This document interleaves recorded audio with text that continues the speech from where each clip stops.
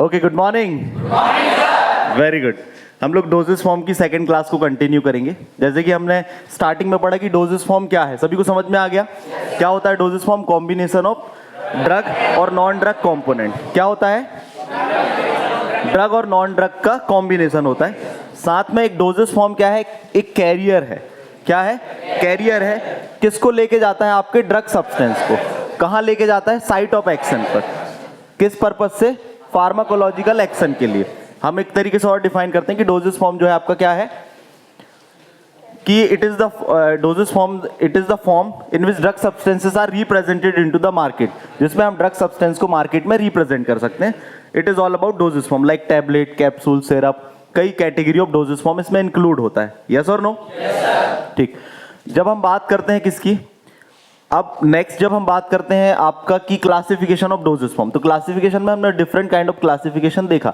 लेकिन अब हमको क्या करना है, एग्जाम में थोड़ा सा हर एक डोजेस फॉर्म के बारे में थोड़ा थोड़ा हमको बताना है कि टैबलेट क्या है, कैप्सूल क्या है, सिरप क्या है, एलेक्सर क्या है, सस्पेंशन क्या है, इमल्सन क्या है। तो एज अ फर्स्ट ईयर में जब आपको उसको एक्सप्लेन करना है तो ये अपने आप में बहुत डिटेल्ड टॉपिक।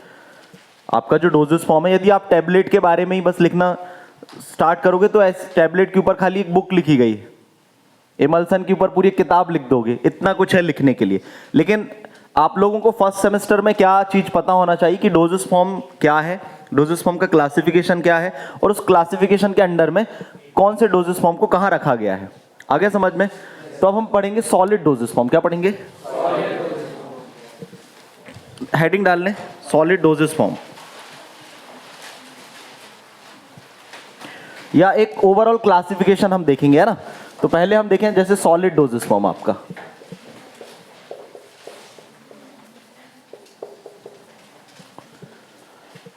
तो सॉलिड डोजेस फॉर्म को हमको डिफाइन करना होगा। तो हमने जैसे डोजेस फॉर्म पढ़ा था उसी तरीके से हम इसको डिफाइन कर देंगे कि आपका जो ड्रग और नॉन ड्रग कंपोनेंट है, ड्रग और नॉन ड्रग कंपोनेंट है वो सॉलिड कंसिस्टेंसी में है, तो वो हम उसको क्या बोलते हैं? Solid doses form. क्या बोलते हैं? Solid doses form.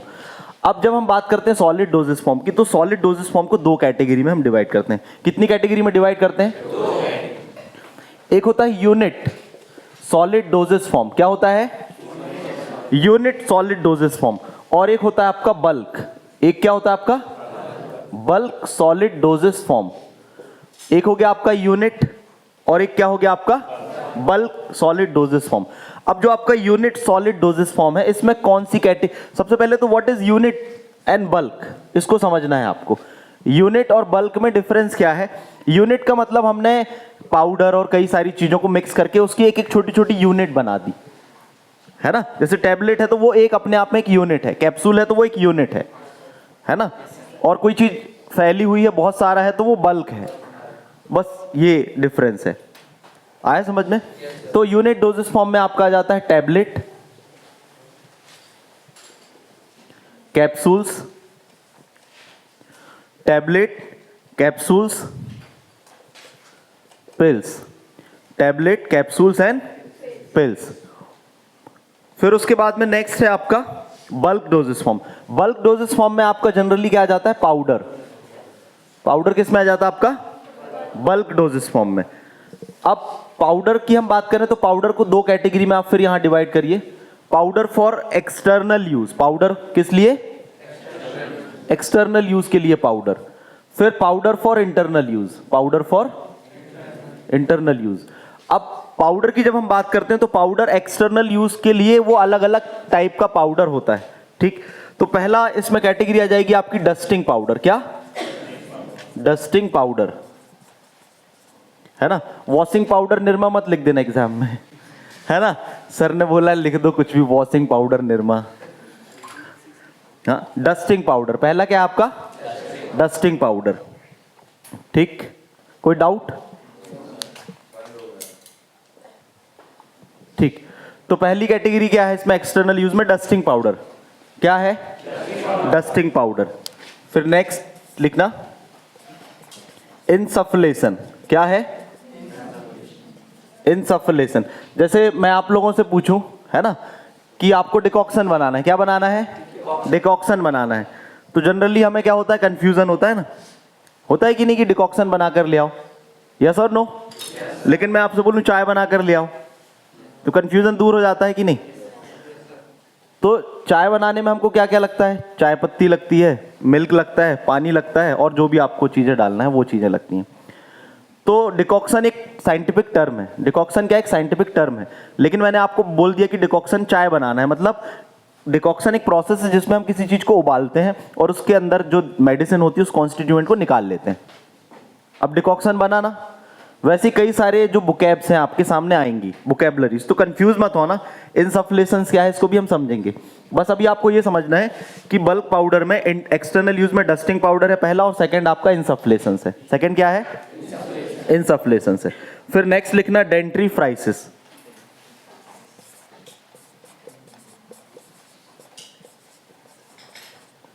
और फिर फोर्थ लिखना स्नफ्स। फोर्थ क्या है आपका, snuffs.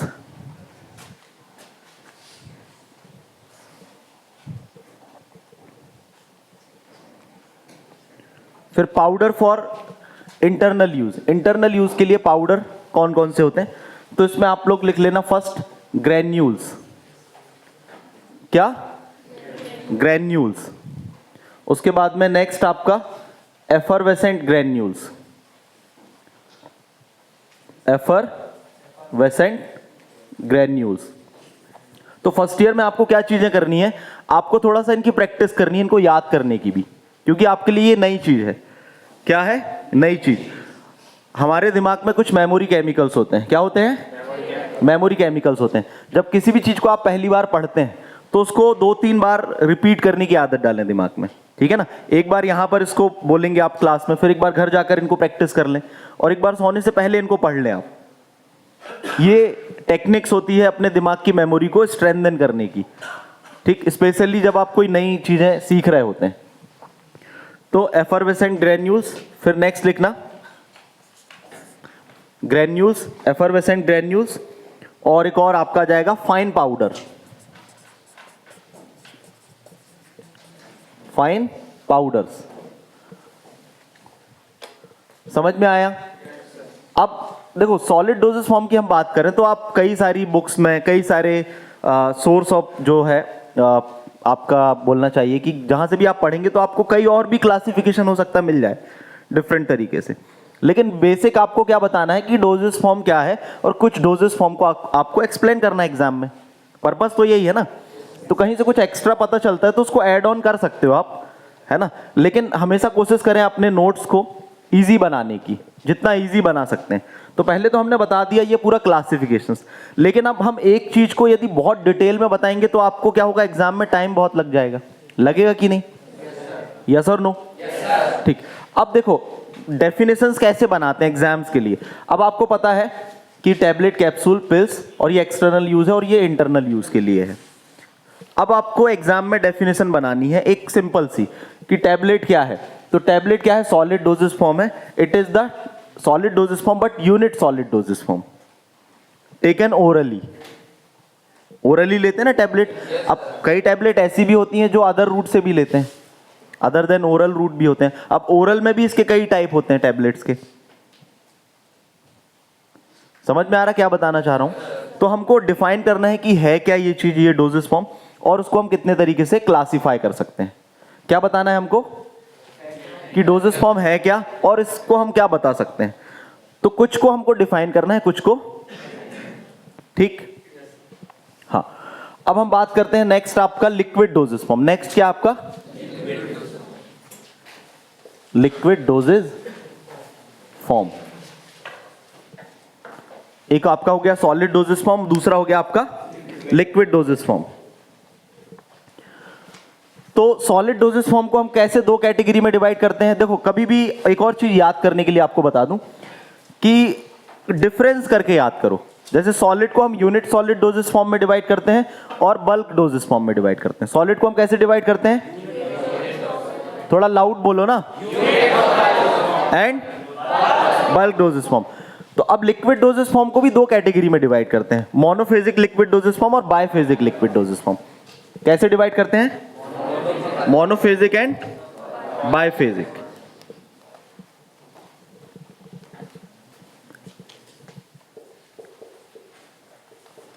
Monophasic and biphasic. Monophasic and biphasic कितनी कैटेगरी में डिवाइड करते हैं? Monophasic and biphasic. और यहां पर सॉलिड डोजेस फॉर्म को कितनी कैटेगरी में डिवाइड करते हैं? दो। कौन कौन सी? यूनिट और बल्क। अब हम बात करते हैं मोनोफेज और बायफेज। जैसे मैंने कल भी आपको एक्सप्लेन किया था कि मोनोफेज और बायफेज में डिफरेंस क्या है। जनरली क्या होता है कि जब हम बात करते हैं लिक्विड डोजेस फॉर्म की, ठीक, ध्यान से समझने की कोशिश करना, सब समझ में आएगा।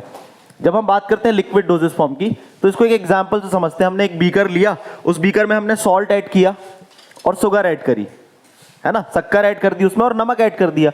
जब हम उसमें हमने शुगर और सॉल्ट ऐड कर दिया बीकर में, तो अब क्या आप शक्कर, नमक और पानी में अलग अलग डिफरेंस बता पाएंगे कि सब एक सा हो गया? तो एक सा हो गया ना, पूरा एक हो गया मिक्स होने के बाद में, तो इसको हम बोलते हैं मोनो, एक अवस्था, मोनोफेज। तो एपीआई ड्रग सब्सटेंस को मिलाने पर और एक्सिपिएंट को मिलाने पर जब उसका फेज सिंगल फेज बना लेता है, तो ऐसे डोजेस फॉर्म को हम मोनोफेज बोलते हैं।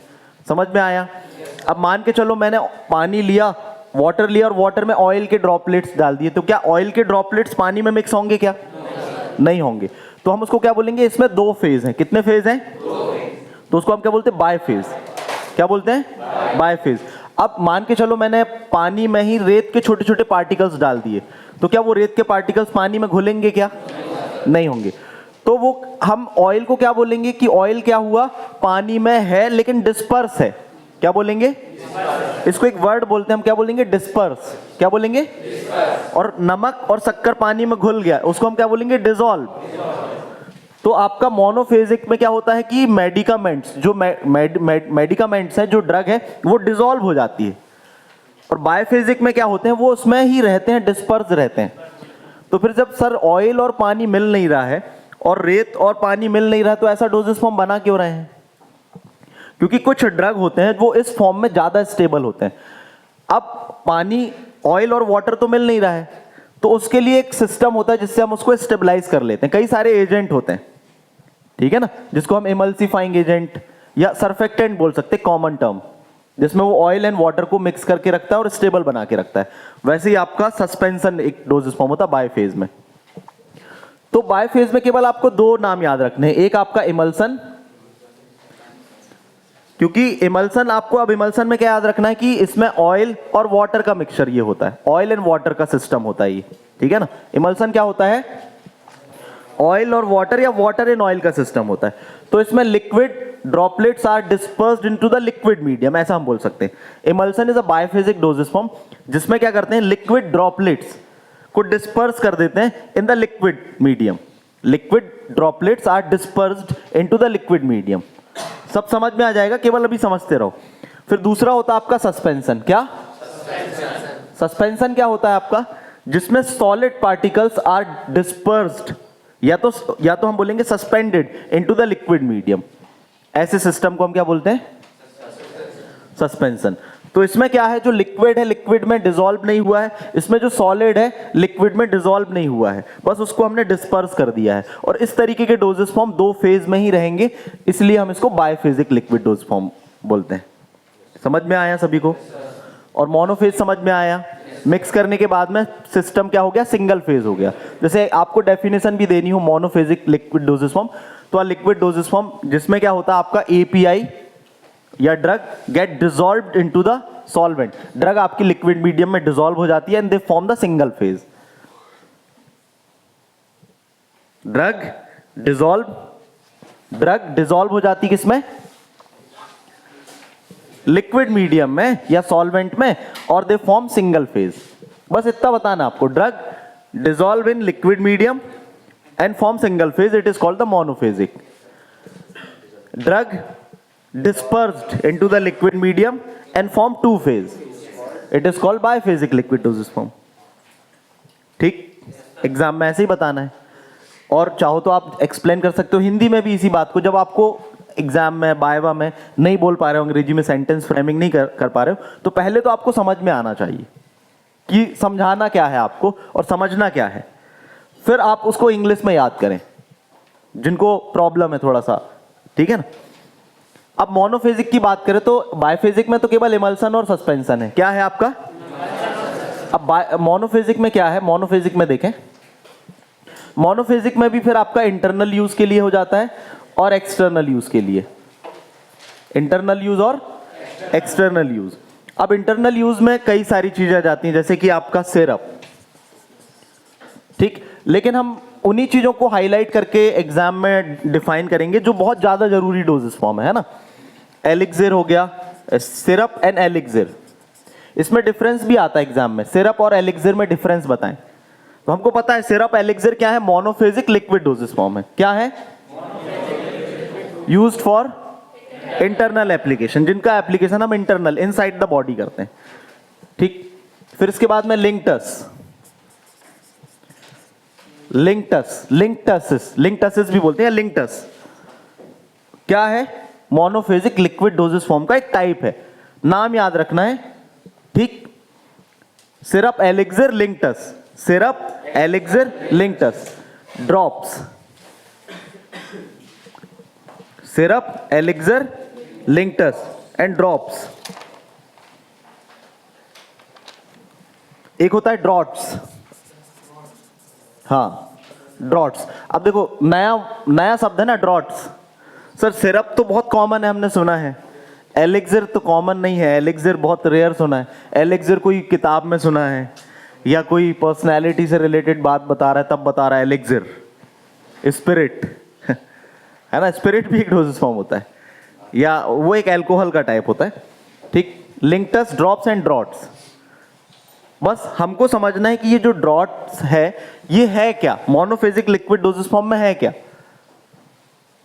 ठीक, उसको समझेंगे हम अभी। फिर हम बात करते हैं एक्सटर्नल यूज, किसकी? एक्सटर्नल यूज की। एक्सटर्नल यूज में लिखें लिनीमेंट एंड लोशन। क्या? Liniment and lotion. लोशन सुना है ना, लिनीमेंट रेयरली सुना होगा, है ना, बहुत कम सुना होगा। तो लिनीमेंट एंड लोशन, बस अब याद रखना है आपको, लिनीमेंट और लोशन में भी डिफरेंस आता है एग्जाम में। लिनीमेंट एंड लोशन, लिनीमेंट अलग है, लोशन अलग है, लेकिन इसको हम ऐसे याद रखेंगे तो हमें हमेशा के लिए याद रहेगा। फिर इसमें दूसरी कैटेगरी आ जाती है आपकी mouth wash, mouth wash and gargles, mouth wash and gargles, ठीक। और एक और कैटेगरी इसी में आ जाती है throat paints.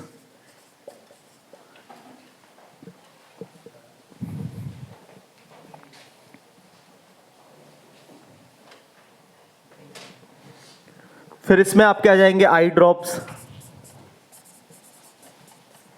Nasal drops, eye drops, nasal drops,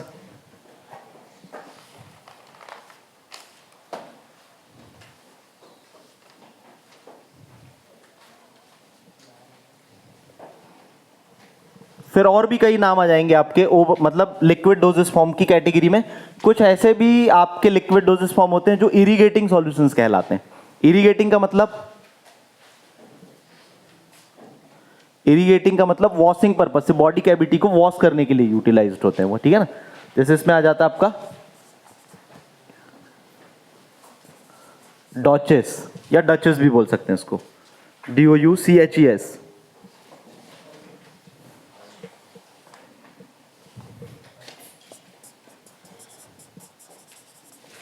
enemas, ठीक है, लिख लें इसको। तो लिक्विड डोजेस फॉर्म को कितनी कैटेगरी में डिवाइड किया जाता है? 2 कैटेगरी में। कौन कौन सी?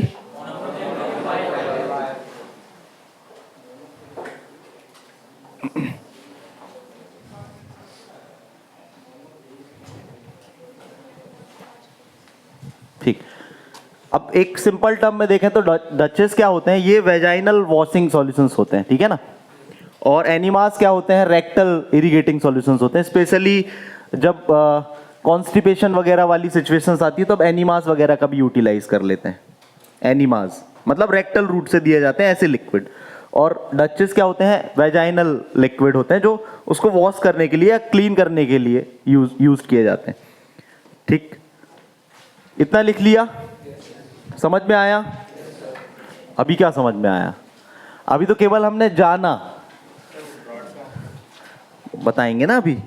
ड्रॉट्स क्या होता है, ये भी एक तरीके की लिक्विड डोजेस फॉर्म है, लेकिन क्या होता है कि ये लार्ज वॉल्यूम लिक्विड होता है और इसको एक बार में ही हम क्या करते हैं, यूज करते हैं, मतलब लार्ज क्वांटिटी में होता है, सिंगल डोज होता है, ऐसे लिक्विड को हम ड्रॉट बोलते हैं। ठीक, लिखाएंगे इसको अभी आपको। इतना लिख लिया सभी ने? तो ये क्या हुआ आपका लिक्विड और सॉलिड का क्लासिफिकेशन। क्या हुआ? लिक्विड और सॉलिड का क्लासिफिकेशन हुआ। अब नेक्स्ट लिखना आप semi solid doses form. Next क्या है आपका?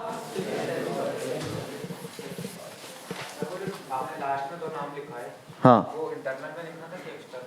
अभी एक्सटर्नली कहलाएंगे ना वो, तो आउटर मतलब एक तरीके से एक्सटर्नल यूज है उनका, लेकिन आप ऐसा भी बोल सकते हो liquid used in the body cavity, है ना, liquid used in the special liquid dosage form, ऐसा बोल सकते हैं उनको।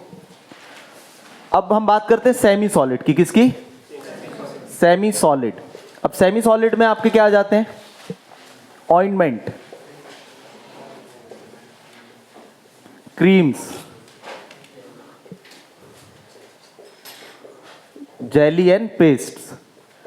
ये आपके क्या है? Solid, semi solid doses form है, जिनकी कंसिस्टेंसी क्या होती है?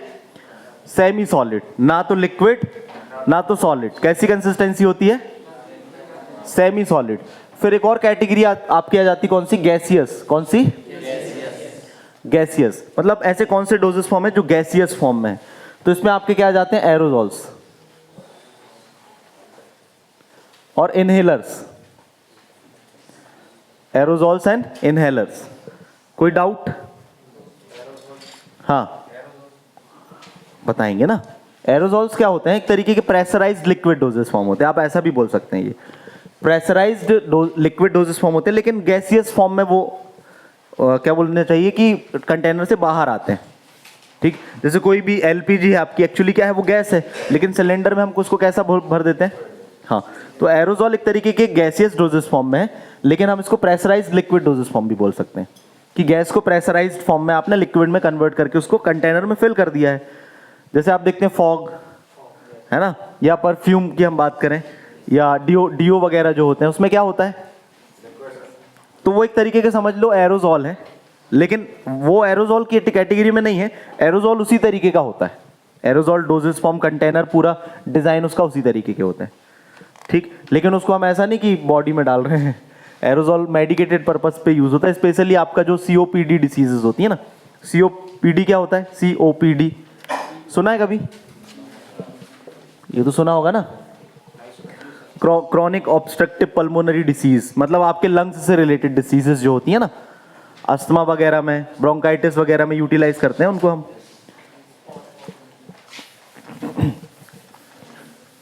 कई मूवी में बताता है ना, उनको अस्थमा का पंप नहीं मिलता तो उतनी देर में वो निपट जाते हैं। हाँ बेटा, आ जाओ बाहर आओ, उस तरफ से घूम के आना, जगह दे दो उनको। हाँ, नेक्स्ट अब हम लिखेंगे टैबलेट के बारे में। कुछ डोजेस फॉर्म को हमको डिफाइन करना है। जब हम क्या बताएंगे? Classification of dosage form. Doses form क्या है ये भी हमने बता दिया। ठीक, अब एक फ्लो चार्ट में ये जो हमने पूरा क्लासिफिकेशन पढ़ा है उसको अच्छे से याद करके उसको एग्जाम में आपको कॉपी में बना देना है। ठीक, स्टार्टिंग में थोड़ा सा टफ लगता है, बाकी फिर बाद में इजी है। हम सॉलिड डोजेस फॉर्म की बात करते हैं तो सॉलिड में क्या आपका टैबलेट, सॉलिड में आपका यूनिट एंड बल्क। क्या है? Unit, bulk. बल्क में यूनिट में क्या आपका? Tablet, capsule, pills. क्या है? Tablet, capsule, pills. अब हम बताएंगे टैबलेट के बारे में। ठीक, टैबलेट क्या है आपका? टैबलेट आपका यूनिट सॉलिड डोजेस फॉर्म है। क्या है? Unit solid doses form. ठीक, इंटेंडेड टू यूज, मतलब या एडमिनिस्टर्ड ओरली। टैबलेट्स जनरली क्या होती हैं? एडमिनिस्टर्ड ओरली, मतलब इनको हम ओरल रूट से लेते हैं, बाय माउथ ही ज्यादातर लेते हैं। तो टैबलेट्स क्या होती हैं आपकी? सॉलिड यूनिट डोजेस फॉर्म होती हैं, इनको हम ओरली लेते हैं। अब दूसरा एक और चीज, जनरली जब हम इनको प्रिपेयर करते हैं तो कौन सी मेथड से प्रिपेयर करते हैं? By moulding and compression method. Tablets are prepared by moulding and compression method. Moulding and compression method. ठीक, टैबलेट पंचिंग मशीन्स आती हैं, हम उसमें क्या करते हैं, टैबलेट को कंप्रेस करके पंच कर देते हैं। तो इसलिए हम इनको कैसे प्रिपेयर करते हैं टैबलेट को, tablet are prepared by moulding and compression method.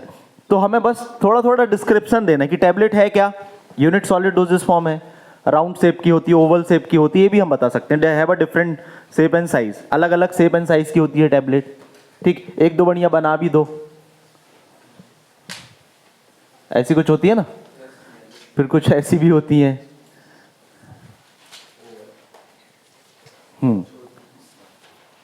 ठीक, टैबलेट इस तरीके से आप एक्सप्लेन कर दो एग्जाम में।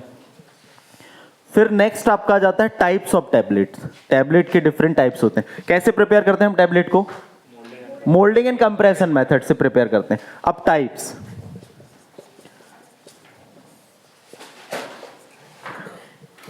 फर्स्ट लिखना, ठीक है ना, टैबलेट ओरल यूज के लिए, tablet used for the oral use, ठीक है ना। टैबलेट जो है ये तो हम बेसिकली हम बोलते हैं कि यूजुअली ओरली ली जाती हैं, लेकिन टैबलेट में एक कैटेगरी आती है जिसको आप ओरल लेते हैं। तो इसमें आपका आ जाता है कंप्रेस्ड टैबलेट।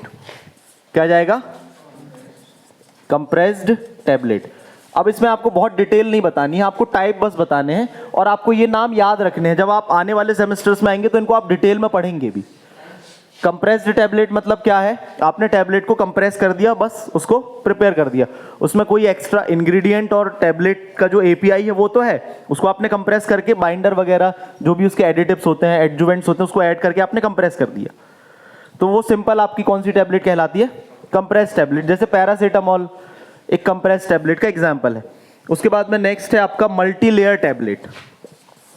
नेक्स्ट क्या है, मल्टी लेयर्ड टैबलेट।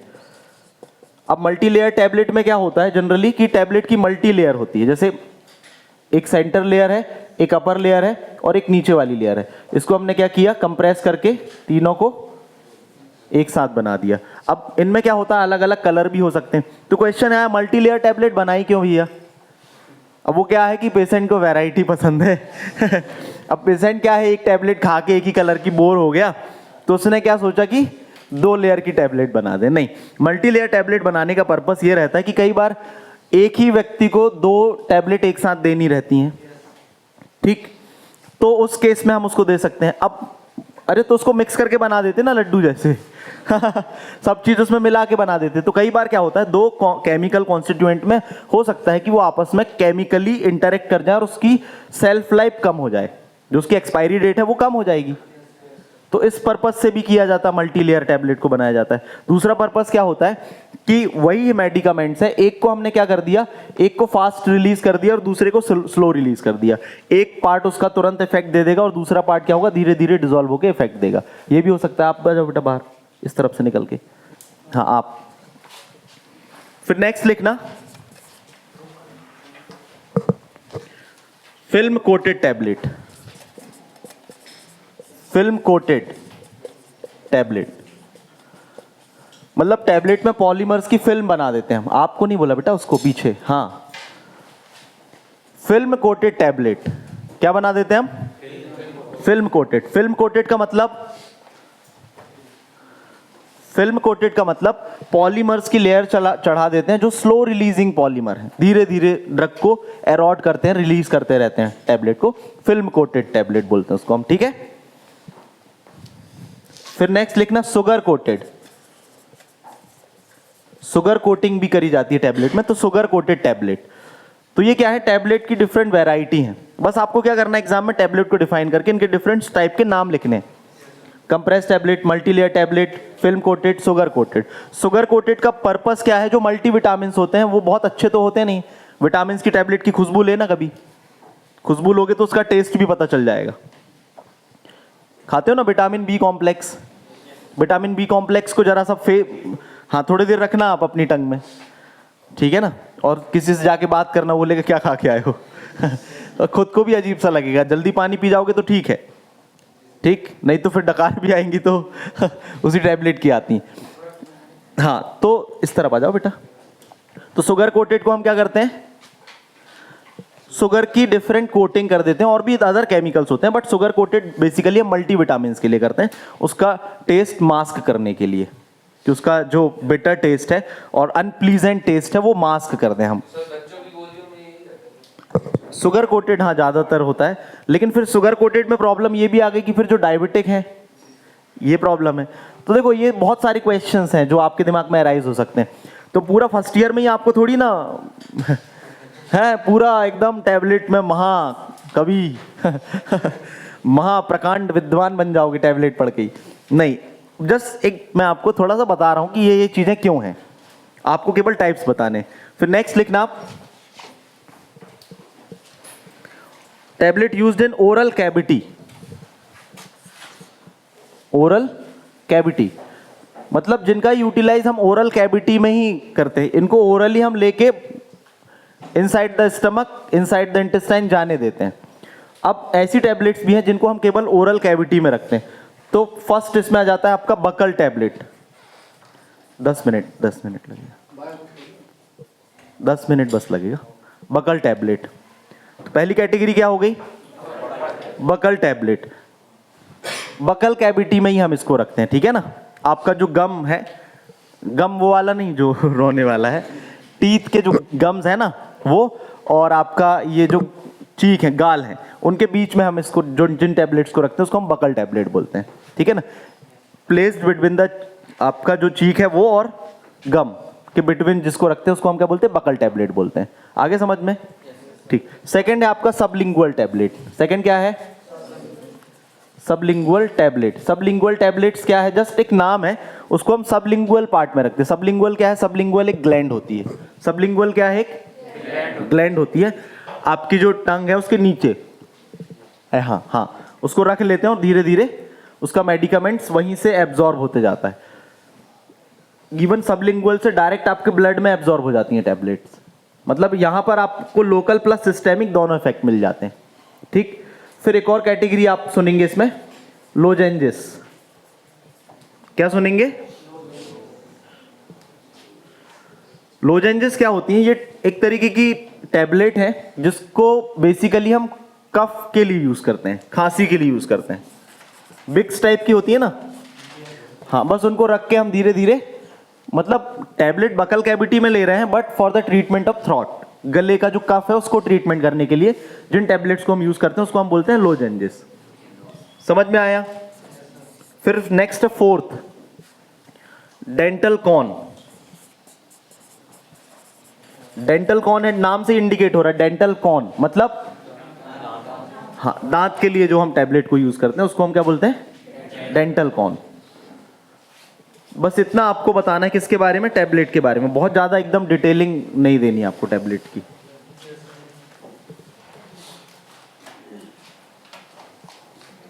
फिर कुछ टैबलेट ऐसी भी होती है जिनको सॉल्यूशन फॉर्म में हम बनाकर यूज करते हैं।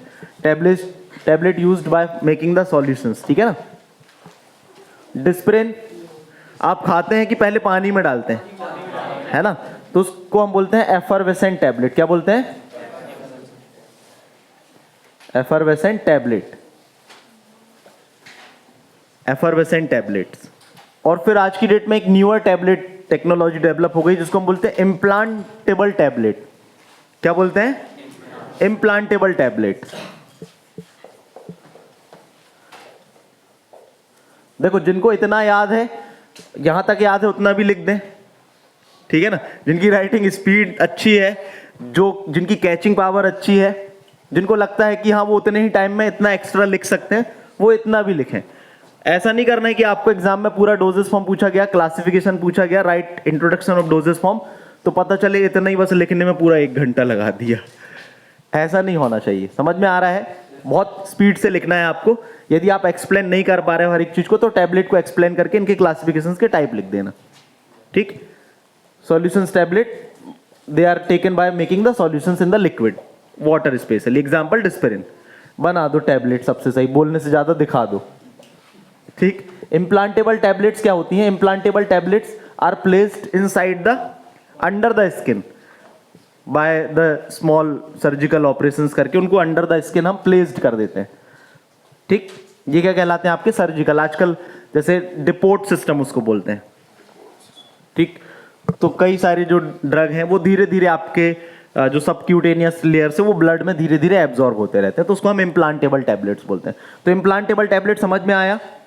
इम्प्लांटेबल टैबलेट्स वो टैबलेट्स होती हैं those which are placed under the skin, ठीक है ना, जिसको अंडर द स्किन हम क्या करते हैं, प्लेस करते हैं।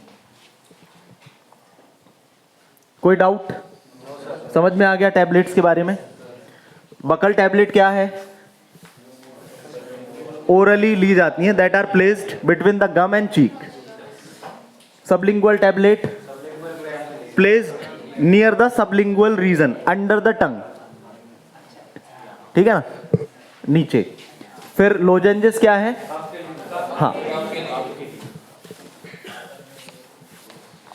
मतलब ये ना सबलिंगुअल है ना तो आपका बकल है, ये यहाँ के ट्रीटमेंट के लिए यूज हो रही।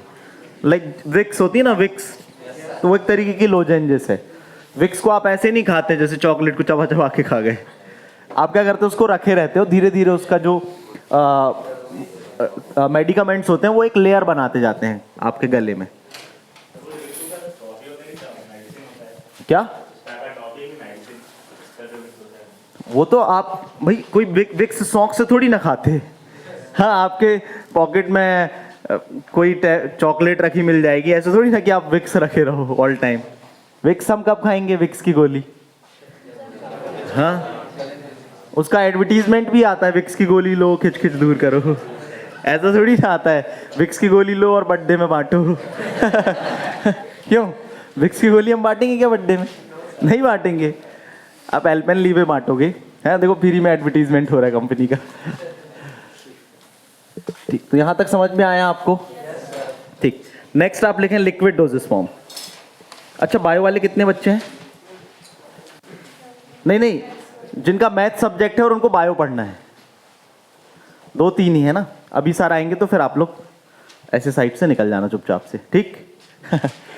लिक्विड डोजेस फॉर्म, नेक्स्ट क्या है आपका?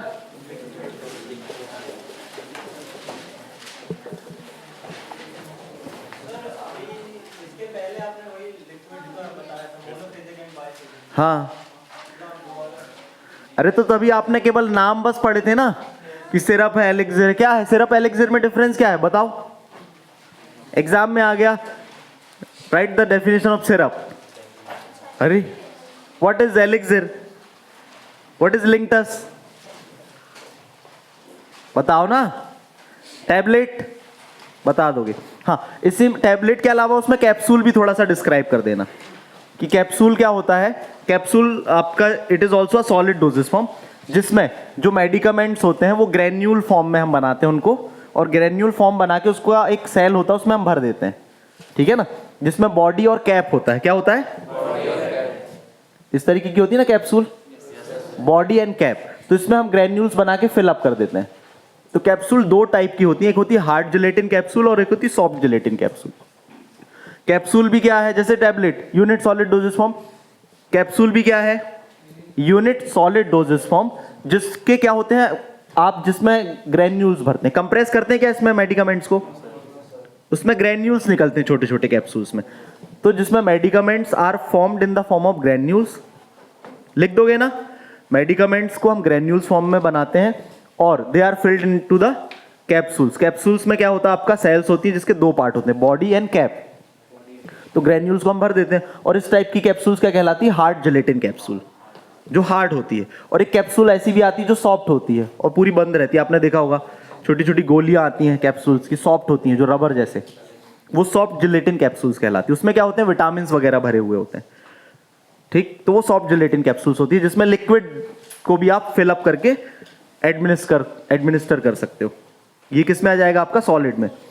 Pills generally oldest doses form है, जो पिल्स हैं ओल्ड डोजेस फॉर्म में, वो राउंड सर्कुलर शेप की होती हैं, है ना, तो वो अभी ऑब्सोलीट होते जा रहा है धीरे धीरे।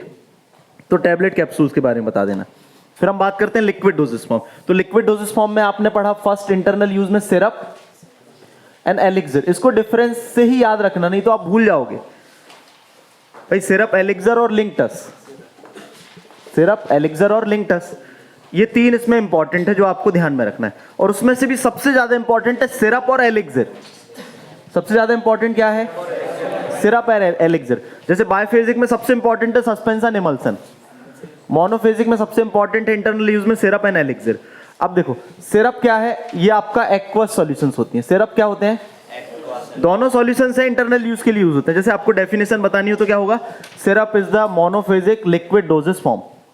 मोनोफेजिक लिक्विड डोजेस फॉर्म क्या है, मोनोफेज वर्ड हम बोल रहे हैं तो समझ में आ रहा है ना, सिंगल फेज है, लिक्विड डोजेस फॉर्म है, जिसमें मेडिकामेंट्स, जो भी मेडिकामेंट्स है उसको हम क्या करते थे, डिसॉल्व कर देते हैं ना, सॉल्वेंट में डिसॉल्व कर देते हैं। दोनों में यही होगा, सिरप एंड एलिक्सिर में, दोनों की डेफिनेशन में। और कोई भी लिक्विड डोजेस फॉर्म की इंटर जो मोनोफेजिक है यही होगी डेफिनेशन उसकी, कि medicaments are dissolved in a solvent. बस हो गया। अब सिरप और एलिक्सिर में डिफरेंस क्या है, जो सिरप है ये जनरली एक्वस सॉल्यूशन होती है, जिसमें बहुत रेयरली हम दूसरा कोई सॉल्वेंट यूज करेंगे, एक्वस सॉल्यूशन। यदि डिफरेंस के पॉइंट ऑफ व्यू से बात करें, एलिक्सिर क्या होते हैं, हाइड्रो एल्कोहलिक होते हैं। क्या होते हैं, एल्कोहलिक, हाइड्रो एल्कोहलिक होते हैं। मतलब इनमें वाटर प्लस एल्कोहल की भी क्वांटिटी होती है एलिक्सिर की। एलिक्सिर जो होते हैं, आए समझ में, एलिक्सिर क्या होते हैं, हाइड्रो एल्कोहलिक होते हैं। ये क्या होता है आपका, सिरप जो होती है बहुत ज्यादा कॉन्सेंट्रेटेड सॉल्यूशंस होते हैं। क्या होते हैं, हाईली कॉन्सेंट्रेटेड सॉल्यूशन। ये लेस कॉन्सेंट्रेटेड होता है as compare to the syrup. Elixir जो है लेस कॉन्सेंट्रेटेड। जाओ आप लोग भी जाओ, ध्यान रखा करो क्लास में, है ना। Hydro alcoholic, sorry, highly concentrated और लेस कॉन्सेंट्रेटेड। ये आपका हाईली विस्कस होता है, मतलब ज्यादा गाढ़ा होता है। जो सिरप होती है वो थोड़ा गाढ़ी होती है as compare to the elixir. और आप एलिक्सिर की बात करें तो ये क्या होगा, लेस विस्कस। इजी हो रहा है ना, अभी समझ में आ रहा है। अब आपसे कोई पूछेगा what is syrup, syrup is a liquid monophasic liquid doses form in which the medicaments are dissolved in a solvent. Syrups are aqueous solutions and these are highly concentrated solution of sucrose, highly concentrated solution of sucrose। ये ध्यान रखना, syrup जो होती हैं और highly viscous होते हैं, less concentrated होती हैं और लेस विस्कस होती हैं। ठीक, लिख लो इसको। अब लिंक्टस की बात करें तो लिंक्टस थोड़ा सा डिफरेंट काइंड ऑफ सॉल्यूशन होता है, हाईली विस्कस।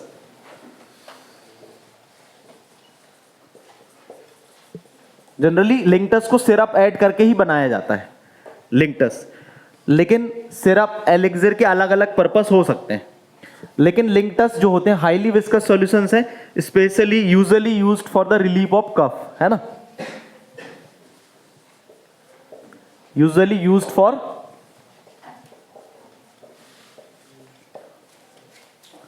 मतलब आपको खांसी वगैरह के लिए ही इनको यूज करते हैं। मतलब लिंक्टस समझ लो एक तरीके का काढ़ा है अपनी भाषा में। लिंक्टस क्या है, एक तरीके का काढ़ा है ये। इसमें एक चीज ध्यान रखना है आपको, इनको हम जब मतलब लिंक्टस को एडमिनिस्टर करते हैं तो ये सिप्ड स्लोली, इनको धीरे धीरे सिप करके बोलते हैं ना।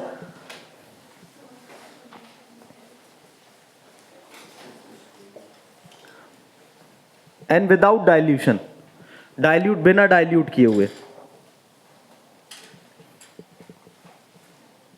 And not to be diluted,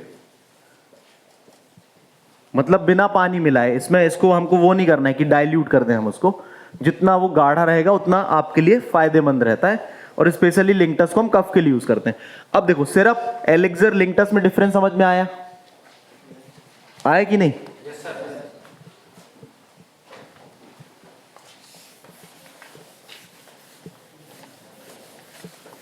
फिर इसके बाद में नेक्स्ट है आपका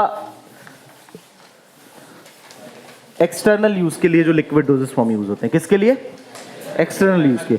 एक्सटर्नल यूज में आपके दो बताना है, क्या? Liniment and lotion. Liniment and lotion. Liniment को समझ लो, वो एक तरीके के जैसे बाम का यूटिलाइज करते हैं ना, बाम वगैरह का यूटिलाइज करते हैं, उस तरीके के लिनीमेंट भी होते हैं, सॉल्यूशंस फॉर्म में है लेकिन वो अभी। तो लिनीमेंट में हम क्या बताएंगे कि लिनीमेंट जो होते हैं आपके क्या होते हैं, लिनीमेंट ये medicated, mostly liniment are medicated preparations. इनका ज्यादातर किस में यूज होता है लिनीमेंट का? मेडिसिनल यूज होता है। और लोशन का ज्यादातर क्या यूज होता है, कॉस्मेटिक पर्पस पे यूज होता है ये।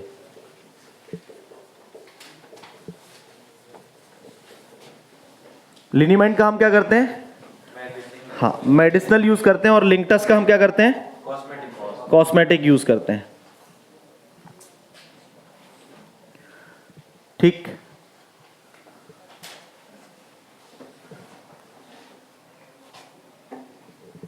12:30 हो गए। लिनीमेंट एंड लोशन, समझ में आया डिफरेंस। आप जनरली देखें, हम बात करें तो लिनीमेंट क्या है, monophasic, liniment lotion are monophasic liquid doses form, ठीक है ना। अप्लाइड एक्सटर्नली, अप्लाई कैसे करते हैं, एक्सटर्नली अप्लाई करते हैं। लिनीमेंट में क्या होगा, इसका यूज हम कैसे करते हैं, मेडिसिनल यूज करते हैं, और लोशन में हम क्या करते हैं, कॉस्मेटिक यूज करते हैं। इनको हम डिटेल में भी पढ़ेंगे, अभी आपको केवल डिफाइन करना है। फिर इसके बाद में आपका माउथ वॉश एंड गार्गल्स है आपका। तो नाम से ही इंडिकेट हो रहा है, माउथ वॉश आपका क्या होगा, these are the liquid preparations used for the oral cavity, used for the oral cavity, for the cleaning of mouth, for as the purpose to deodour, है ना, माउथ की जो फ्रेग्रेंस उसको प्लीजेंट फ्रेग्रेंस के लिए यूटिलाइज करते हैं। Mouth wash का पर्पस क्या होता है, एज अ नॉर्मली भी यूज कर सकते हैं, या कोई प्रॉब्लम है, ओरल कैविटी से स्मेल आ रही है, तब के पर्पस में यूज कर सकते हैं। गार्गल्स क्या होते हैं, गार्गल्स जो थ्रॉट इन्फेक्शंस वगैरह होते हैं उसके लिए हम यूटिलाइज करते हैं। गार्गल्स को किस लिए यूज करते हैं, थ्रॉट इन गार्गल्स में एक चीज याद रखना, माउथ वॉश में जो डिफरेंस आपको रहता है कि जो आपके गार्गल्स होते हैं, वो गार्गल्स को हम जब भी यूज करते हैं तो इनको थोड़ा सा हम डाइल्यूट करके यूज करते हैं। ठीक, गार्गल्स क्या होते हैं, गार्गल्स की जो प्रिपरेशंस आती हैं उसमें एक इंडिकेशन लिखा रहता है कि आप इसको जो है बिफोर यूज करने के पहले इसको थोड़ा सा वार्म वाटर से डाइल्यूट कर लें। डाइल्यूट समझ रहे हैं, हाँ, उसमें थोड़ा वाटर मिला के फिर उससे आप गार्गल्स का यूटिलाइज करें। और अब ऐसा नहीं कि गार्गल्स करने के बाद में पी जाएं उसको नॉर्मली हम करते हैं ना, गरारे करना जिसको बोलते हैं, उससे ही एक प्रिपरेशंस बन गई आपकी गार्गल्स। क्या बन गई, तो इसमें आपको किन किन चीजों को बता देना है, लिनीमेंट, हाँ लोशन, ठीक। फिर डचेस तो मैंने आपको बता दिया लिक्विड प्रिपरेशंस में। डचेस और एनिमास क्या होते हैं, ये इरिगेटिंग सॉल्यूशंस है, नाम भी याद रखोगे तो चलेगा। डचेस और एनिमास ये क्या है, इरिगेटिंग सॉल्यूशंस है। इरिगेटिंग मतलब एक तरीके के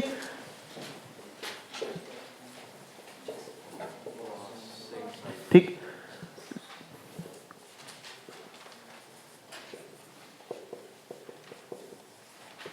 ये मेडिकेटेड भी हो सकते हैं for treating the local infections, ठीक है ना, मेडिकेटेड भी हो सकते हैं ये लोकल इन्फेक्शन को ट्रीट करने के लिए। बट बेसिकली इनका पर्पस क्या होता है कि वॉश करना उस पर्टिकुलर जो आपका वेजाइनल पार्ट है, उसके लिए हम डचेस यूज करते हैं, और रेक्टल के लिए हम एनिमास यूज करते हैं।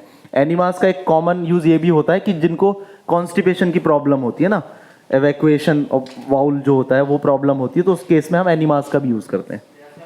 हाँ, एनिमा सेमी सॉलिड होगा लेकिन हम उसको, है ना। फिर नेक्स्ट है आपका ड्रॉट्स। देखो ये तो आप जब पढ़ेंगे बुक्स तो ये नाम आपको मिलेंगे, तो आप इनको फाइनल एग्जाम में आपको याद है तो आप इनको बता भी सकते हैं, और नहीं आ रहा है तो कोई बात नहीं, पहली बार आप इनके नाम को सुन रहे हैं तो समझ लें कि है क्या ये चीज, ठीक है ना। तो ड्रॉट्स में लिखना, liquid oral preparations packed as a single dose. Draughts क्या होते हैं, सिंगल डोज होते हैं ये, ठीक है ना, इन अ सिंगल पैक और लार्ज वॉल्यूम में।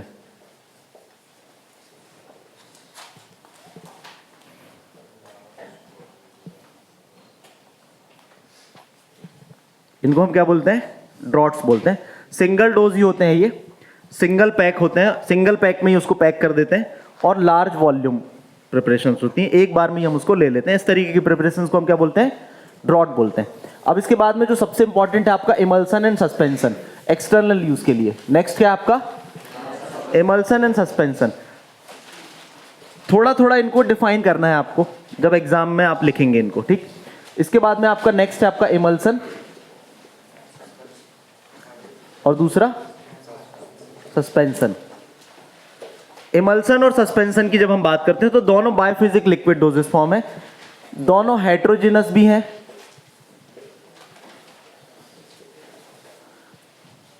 हेट्रोजिनस बायोफिजिक, कभी कंफ्यूज मत होना, दोनों ही बायोफिजिक हैं, दोनों ही हेट्रोजिनस सिस्टम है। हेट्रो मतलब जिनमें दो पार्ट हैं, होमोजेनस एक से पार्ट है, वही बात हो गई, मोनो होमो, हेट्रो बाय। और एक और आएगा आपका dispersion system, dispersion system, emulsion और सस्पेंशन। बस इमल्सन में ये ध्यान रखना है आपको कि liquid droplets, liquid droplets, liquid के ड्रॉपलेट्स हैं, आर डिस्पर्स्ड, डिस्पर्स्ड किसमें, इनटू लिक्विड मीडियम।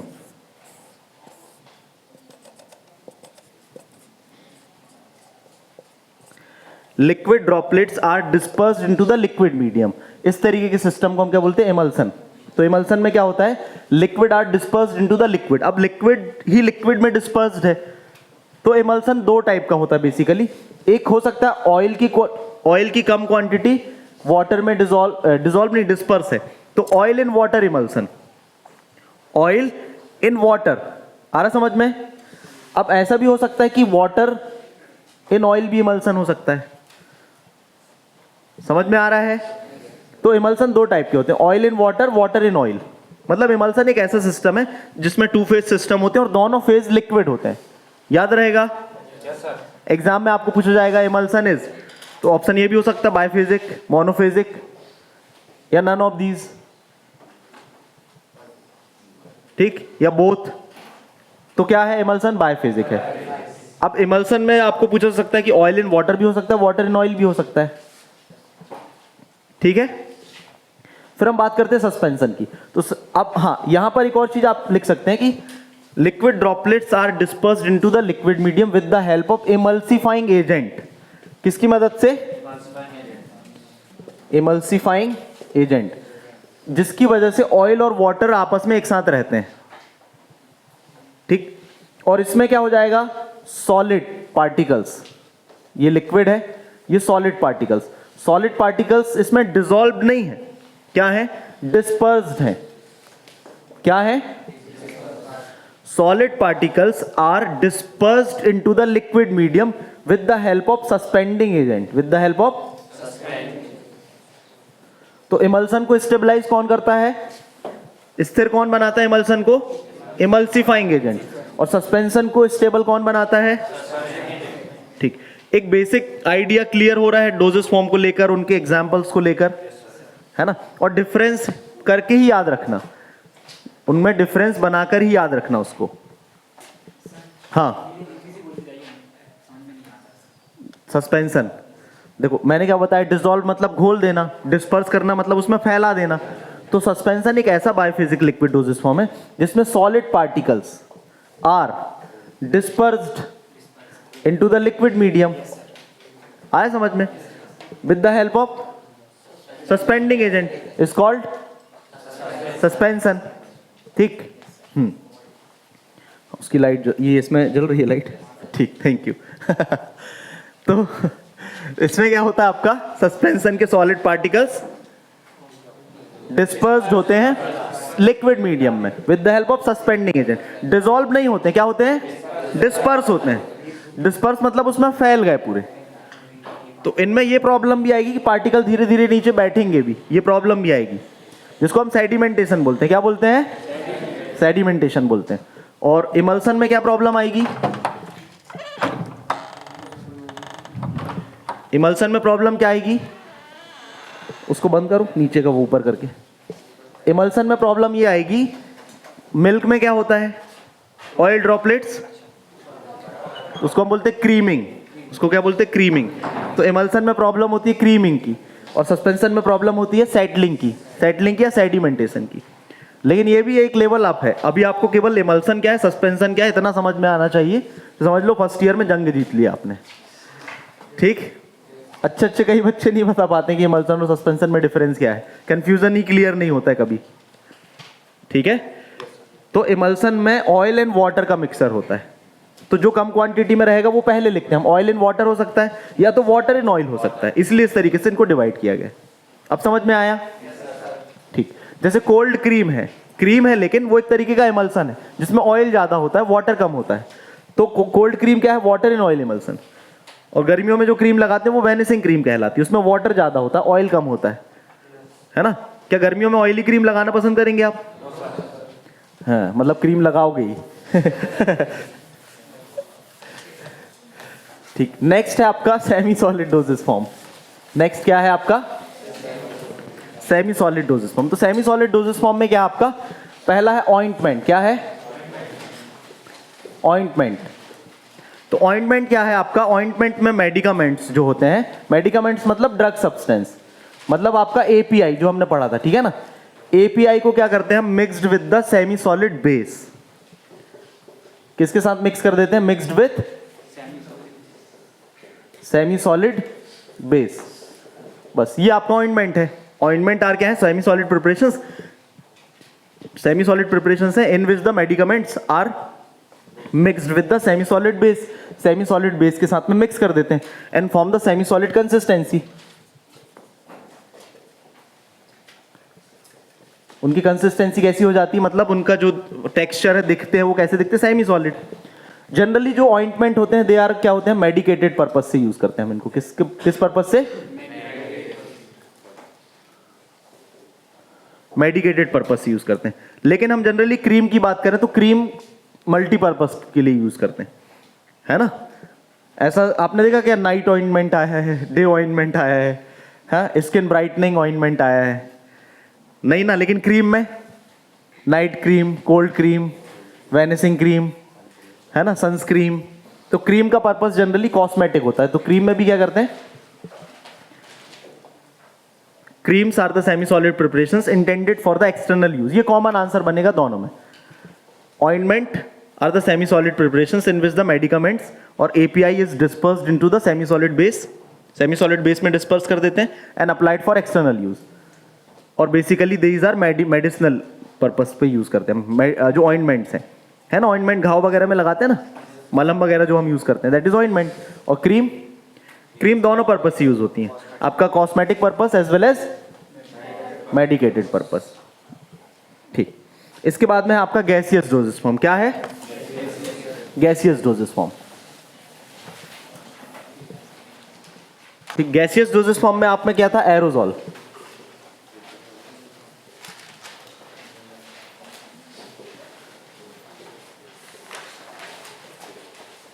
एरोजॉल्स क्या होते हैं आपके? एरोजॉल में क्या होता है आपका? जो मेडिकामेंट्स होते हैं, एपीआई जो होते हैं, इसमें आपका क्या क्या? Aerosols are the pressurised doses form, ऐसा भी बोल सकते हैं। एरोजॉल्स क्या है? Gaseous and pressurised doses form. Gaseous and pressurised doses form specially used, किस पर्पस से यूज होते हैं? Used in the COPD diseases, हाँ, या लंग्स डिसीजेस, सिंपल तौर पे आप बोल सकते हैं लंग्स डिसीजेस में मोस्टली हम इनका यूटिलाइज करते हैं। एरोजॉल में कंप्राइज क्या क्या होता है फिर ये लिखना, मतलब एरोजॉल्स में के कंपोनेंट क्या होते हैं। जब हम एरोजॉल बनाते हैं तो उसके कंपोनेंट क्या है? तो उसका कंपोनेंट है एक तो आपका एपीआई, मतलब एक्टिव फार्मास्यूटिकल इंग्रेडिएंट, जो उसमें ड्रग होगी मेन, वो जैसे सॉल्ब्यूटामोलिक ड्रग है, वो हमारे ब्रोंकाई जब कंस्ट्रिक्ट हो जाते हैं तो ब्रीदिंग में प्रॉब्लम जाती है, जो अस्थमेटिक पेशेंट होते हैं तो वो सडनली स्प्रे करते हैं जिससे कि उनकी ब्रोंकाई डायलेट हो जाते हैं और उनको प्रॉपर ब्रीदिंग आने लगती है, तो वो एपीआई हो गया। सेकेंड इसमें हम यूज करते हैं प्रोपेलेंट का। किसका यूज करते हैं? प्रोपेलेंट। ये प्रोपेलेंट क्या होते हैं? ये आपके हाइड्रोकार्बन्स या क्लोरोफ्लोरोकार्बन्स होते हैं। क्या होते हैं? हाइड्रोकार्बन और सीएफसीज होते हैं, ठीक, जिनका काम क्या होता है? ये गैसियस फॉर्म में होते हैं और इनको हम कंटेनर में फिल करते हैं। मतलब इनका काम क्या होता है? जो कंटेनर के अंदर प्रेशर मेंटेन करके जब आपके एपीआई को बाहर लाने का काम होता है, वो प्रोपेलेंट का होता है। तो प्रोपेलेंट्स का काम क्या है?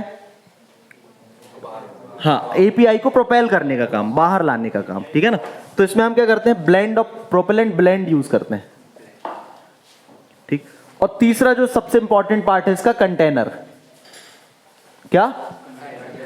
Aerosol container. तो एरोजॉल कंटेनर में जो सबसे इंपॉर्टेंट होता है इसमें इसका वॉल्व होता है, ठीक। वॉल्व एंड कंटेनर, तो बॉटल होती है वो टिन की हो सकती है, फिर इसके वॉल्व होते हैं, उसमें एक्चुएटर होता है। अब जैसे हम फॉग और जो परफ्यूम हम यूज करते हैं उसमें और इनमें डिफरेंस क्या है? उसमें डिफरेंस, इनमें डिफरेंस ये है कि इनमें तो मेडिसिन भरी हुई है और मेडिसिन कैलकुलेटेड ही निकलनी चाहिए, है ना। जैसे पता चले एक बार दबाया उसने और पूरी मेडिसिन आ गई तो वो पॉइजन का काम करेगी ना। तो जनरली क्या होते हैं, ये मीटर डोज इनहेलर्स कहलाते हैं। Meter dose inhalers, metered dose मतलब इनसे जब डोज निकलती है तो वो कैलकुलेटेड अमाउंट की निकलती है। मीटर्ड डोज इनहेलर्स, एरोजॉल्स क्या एक तरीके के मीटर्ड डोज इनहेलर्स हैं। तो यहां तक कहानी समझ में आई। तो गैसियस डोजेस फॉर्म में किसके बारे में बताना आपको? एरोजॉल के बारे में बताना है। सेमी सॉलिड में किसके बारे में बताना आपको? ऑइंटमेंट एंड क्रीम के बारे में बताना है। एग्जाम में आएगा तो अलग से डिस्क्रिप्शन तो है ही आपको ऑइंटमेंट के बारे में और क्रीम के बारे में, तो उसको हम अलग पढ़ेंगे तब और समझ में आ जाएगा आपको। लेकिन एज अ डोजेस फॉर्म में आपको किन किन चीजों के बारे में एग्जाम में बताना है? एरोजॉल के बारे में बता देंगे। एरोजॉल गैसियस डोजेस फॉर्म है जिसमें क्या क्या कंपोनेंट होते हैं? API, propellant, container. कंटेनर में ही हम एपीआई और प्रोपेलेंट को फिलअप कर देते हैं। प्रोपेलेंट का काम क्या है? जो आपका एपीआई है उसको बाहर तक लाने का काम। मेडिकामेंट्स किसकी मदद से आता है? प्रोपेलेंट की मदद से। प्रोपेलेंट क्या होते हैं? हाइड्रोकार्बन्स एंड क्लोरोफ्लोरोकार्बन्स होते हैं जो क्या करते हैं? कंटेनर के अंदर उस प्रेशर को बनाते हैं जिस प्रेशर के कारण जब आप एक्चुएटर को प्रेस करते हैं तो एपीआई बाहर आ जाए। आया समझ में? सेमी सॉलिड में ऑइंटमेंट एंड क्रीम। तो ऑइंटमेंट और क्रीम दोनों क्या है जिसमें मेडिकामेंट्स को या कॉस्मेटिक एजेंट को हम ऑइंटमेंट बेस में या क्रीम के भी बेस होते हैं उसमें मिक्स कर देते हैं, ठीक। एंड अप्लाई एक्सटर्नली, उसको हम एक्सटर्नली अप्लाई करते हैं टू द स्किन। ऑइंटमेंट और क्रीम क्या है? ऑइंटमेंट और क्रीम क्या है? कहां अप्लाई करते हैं? स्किन में अप्लाई करते हैं, ठीक है ना। तो दीज आर, ऐसा भी बोल सकते हैं, these are skin preparations. Ointment का पर्पस क्या है? जनरली मेडिसिनल यूज के लिए करते हैं। और क्रीम का?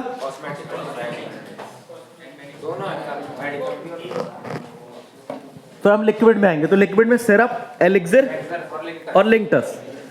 तो सिरप एलिक्सिर को अच्छे से बता देना है। बायोफिजिक में इमल्सन और सॉलिड में टैबलेट, कैप्सूल। बस इतना इंट्रोडक्शन दे दिया, आपका doses form. So thank you very much.